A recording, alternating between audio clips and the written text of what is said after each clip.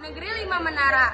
Secara garis besar, buku Negeri Lima Menara menceritakan perjalanan 6 santri yang berasal dari berbagai daerah di Indonesia untuk mewujudkan mimpi bersama, yaitu menggapai jendela dunia usai menyelesaikan pendidikannya di pesantren. Ada unsur intrinsik, 2 unsur ekstrinsik, 3 kebahasaan, 4 citraan. Unsur-unsur dalam novel yang pertama itu adalah unsur-unsur intrinsik. Unsur dalam novel yang pertama adalah unsur intrinsik novel. Apa sih unsur intrinsik novel itu? Unsur intrinsik merupakan unsur yang dapat membangun sebuah cerita dalam novel. Berikut adalah unsur-unsur intrinsik dalam novel. Itu adalah tema, alur, latar, sudut pandang, tokoh dan penokohan, dan tema dalam Negeri Lima Menara adalah novel ini memiliki tema tentang pendidikan dan sebuah kerja keras yang menghasilkan sebuah kesuksesan. Hal ini dapat dibuktikan dari halaman awal, yaitu kutipan dari Imam Syafi'i, dan kalimatnya yaitu adalah menjada wajada yang diteriakkan Ustadz Salman pada awal pertemuan Alif di PM. Artinya dari menjada wajada sendiri adalah siapa yang bersungguh-sungguh akan berhasil pada halaman 40-40. Alur dalam novel Negeri Lima Menara adalah alur yang digunakan itu campuran.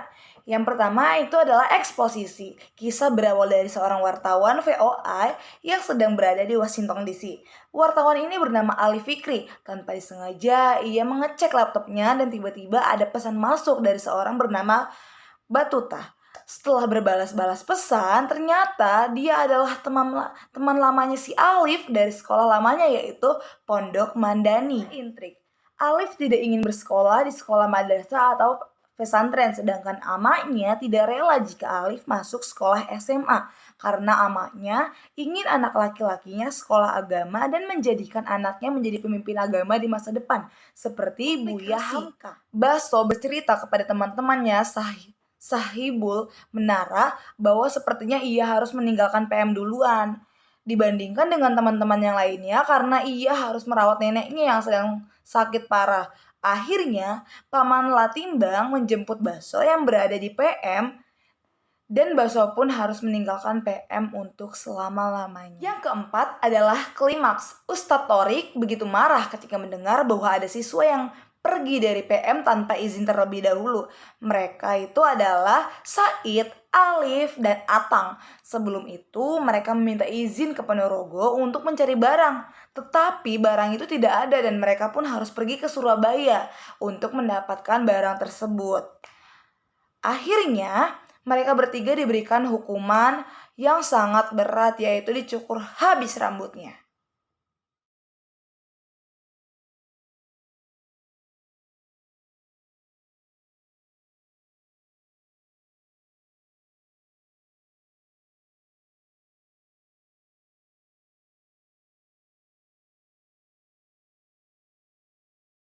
Keenam adalah resolusi yang terakhir.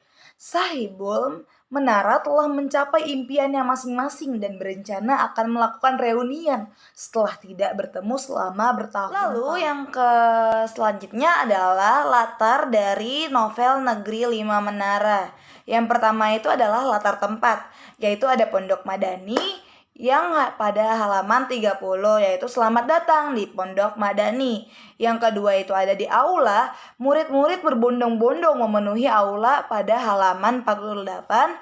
Yang ketiga itu adalah lapangan, masing-masing melintasi lapangan besar yang terdapat pada halaman 62. Lalu selanjutnya ada di kamar. Pintu kayu kamar bergetar di gedornya pada halaman 84. Yang selanjutnya adalah menara. Di bawah bayangan menara ini kami melewatkan waktu yang terdapat pada halaman 94. Lalu latar tempat yang selanjutnya adalah kelas.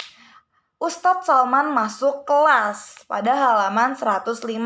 Yang terakhir adalah Bandung. Kami telah masuk Bandung pada halaman 218. Lalu latar waktu pada novel Negeri Lima Menara adalah yang pertama itu adalah sore hari. Matahari telah tergelincir di ufuk pada halaman 62. Lalu yang kedua adalah pagi hari. Rasanya udara pagi lebih segar pada halaman 127. Lalu yang ketiga adalah pada malam hari. Malam ini untuk pertama kalinya kami pada halaman 238. Yang terakhir adalah dini hari. Sekitar jam 2 pagi pada halaman 244. Ketiga adalah latar suasana pada novel Negeri Lima Menara. Yang pertama adalah menegangkan. Kami mendengarkan suara orang berteriak dan membunyikan kakinya, berlari mendekati ke arah kami pada halaman 246.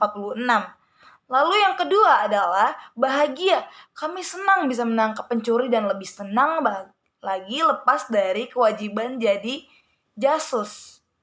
Yang ketiga adalah gelisah. Kegelisahanku yang naik turun pada halaman 369.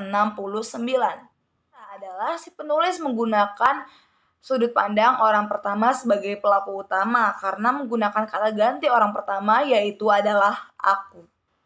Lalu unsur intrinsik selanjutnya adalah tokoh dan penokohan. Tokoh pertama adalah Amak. Amak katanya itu dia ramah kepada siapa saja.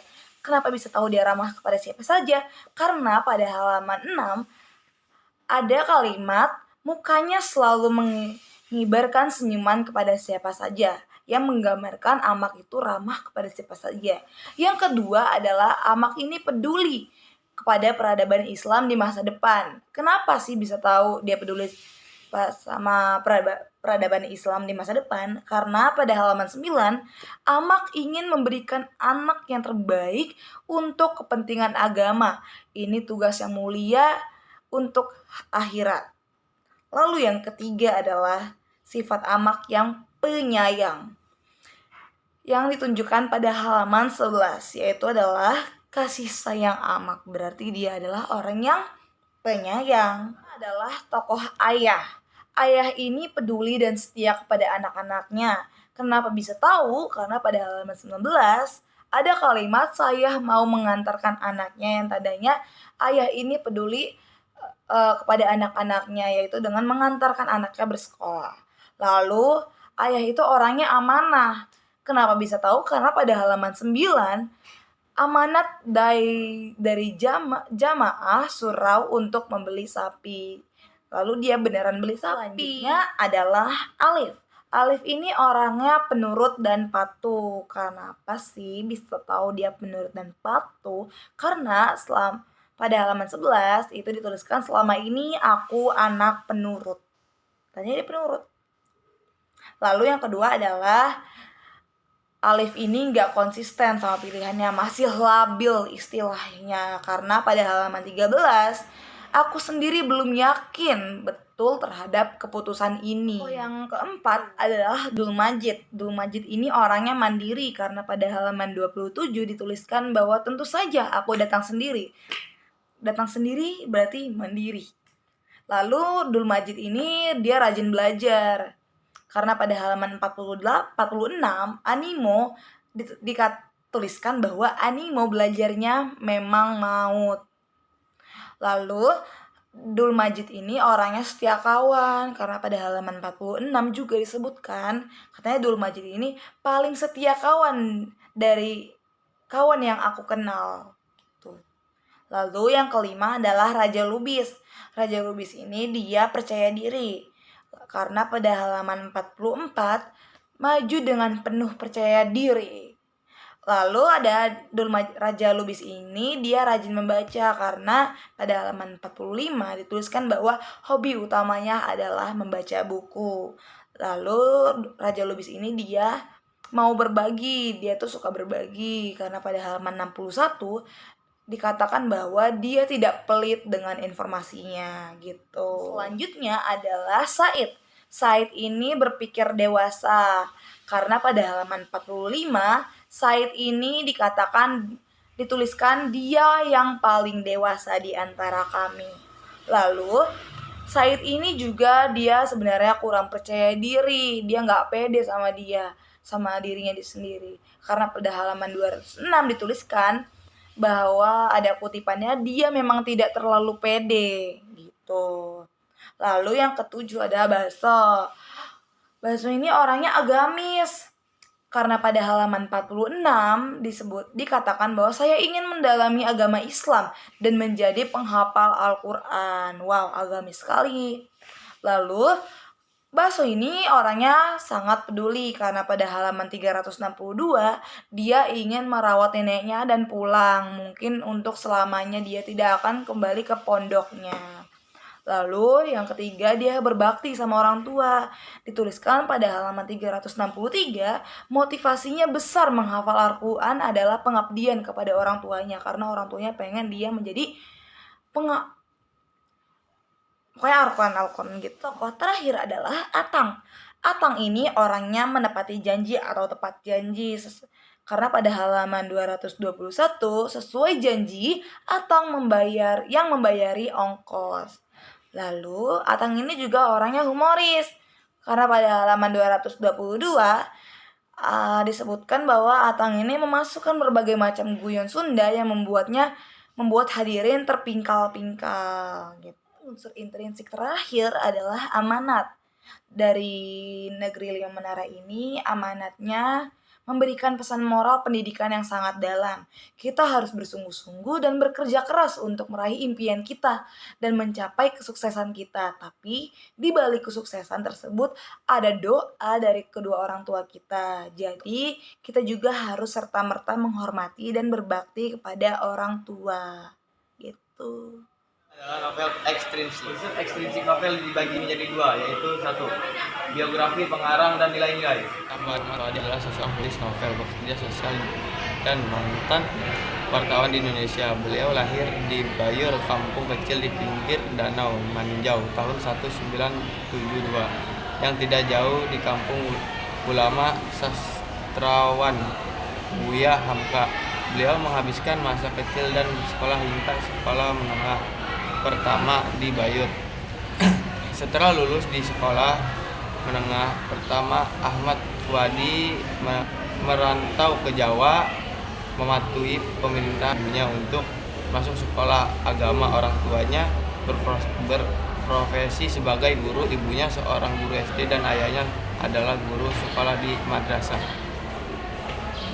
Unsur ekstrinsik terbagi menjadi 6 nilai. Yang pertama ada nilai moral, yang kedua ada nilai sosial, nilai budaya, nilai agama, nilai ekonomi, dan yang terakhir ada hasil temuan. Pertama ada nilai moral, kebersamaan sahibul menara dalam menghadapi segala hal dengan kerjasama dan pantang menyerah. Kedua, ada nilai sosial. Di kehidupan pesantren, kita tidak diajarkan untuk egois, tapi saling membantu satu sama lain, mengutamakan kesolidaritasan. Ketiga, ada nilai budaya. Anak laki-laki dan seorang ayah masyarakat Minangkabau tidak pernah berangkulan. Di kampungku memang tidak ada budaya berangkulan anak laki-laki dan seorang ayah. Negeri Lima Menara halaman 38. Yang ketiga, ada nilai ekonomi. Para pengajar di Pondok Madani tidak meminta untuk dibayar. Mereka ikhlas mendidik santri karena Allah Subhanahu wa taala. Serta santri di Pondok Madani yang banyak kekurangan secara ekonomi tetapi masih bisa bersekolah di Pondok Madani. Nilai agama. Novel ini menceritakan tentang kehidupan masyarakat pesantren yang selalu mengajarkan nilai-nilai agama, mulai dari keikhlasan, bersikap jujur, disiplin, dan lain sebagainya. Bacalah Al-Quran dan hadis dengan mata hati kalian. Negeri Lima Menara halaman 113. Yang terakhir ada hasil temuan. Temuan yang didapatkan dalam novel Negeri Lima Menara. Di sini, penulis menemukan bahwa anak-anak yang disekolahkan di pesantren identik dengan anak-anak yang nakal, kekurangan baik secara ekonomi maupun akademik. Akibatnya, madrasah menjadi tempat murid warga kelas 2, sisa-sisa. Negeri Lima Menara halaman 7. Hal-hal yang harus kita hadapi dalam kehidupan pesantren yang keras. Kita tidak boleh berleha-leha, harus bisa mengatur waktu. Kebahasaan dalam novel Negeri Lima Menara, yaitu ada majas perbandingan. Di dalam majas perbandingan ada satu majas metafora, yaitu perbandingan tanpa kata penghubung. Contoh, mimpi itu seperti aliran sungai yang mengalir deras. Dua, ada majas similar, yaitu perbandingan dengan kata penghubung seperti atau bagaikan. Contoh, aku merasa seperti orang yang baru saja terbangun dari tidur panjang. 3. Majas personifikasi, yaitu memberikan sifat manusia pada benda mati atau abstrak. Contoh, Angin malam berbisik lembut seakan menyampaikan pesan. Keempat, majas hiperbola, yaitu penggambaran yang berlebihan untuk menekankan suatu hal. Contoh, mimpi itu seolah-olah menghimpun seluruh bintang di langit. Kedua, ada majas pertautan. Di dalamnya ada majas ironi, yaitu ungkapan yang berlawanan dengan kenyataan untuk memberikan kesan humor atau sindiran. Contoh, aku merasa seperti orang terkaya di dunia meskipun aku hanya punya buku. Kedua, majas eufemisme, yaitu menggunakan kata yang lebih lembut atau halus untuk menggantikan kata yang lebih kasar atau tidak menyenangkan. Contoh, dia tidak lagi bersama Yang kami. pertama, citraan visual. Di ujung lapangan, berdiri sebuah menara tua yang menjulang tinggi seperti tak mengenal lelah menantang langit, menggambarkan menara yang menjadi simbol harapan dan inspirasi bagi Alif dan teman-temannya. Suara lantunan ayat-ayat suci Al-Quran bergema di seluruh penjuru pondok, seolah memeluk setiap sudut dengan kedamaian, memberikan suasana kinestik. Kami berlari-lari kecil menuju aula, menyusuri lorong panjang yang dipenuhi papan pengumuman dan poster motivasi, menggambarkan kehidupan aktif dan penuh semangat para santri. Citraan afektif. Rasa rindu pada ama dan kampung halaman menyeruak di hati, seperti embun yang tak bisa dihapus oleh hangatnya pagi, menggambarkan perasaan rindu yang mendalam. Kelima, citraan taktil. Ubin masjid yang dingin terasa menusuk kulitku, tapi anehnya ada rasa tenang yang menyelimuti, menghadirkan sensasi fisik yang olfaktori. Aroma tanah basah bercampur wangi daun yang tertiup angin sehabis hujan mengisi udara pagi di pesantren, menghidupkan suasana asri pondok madani setelah hujan.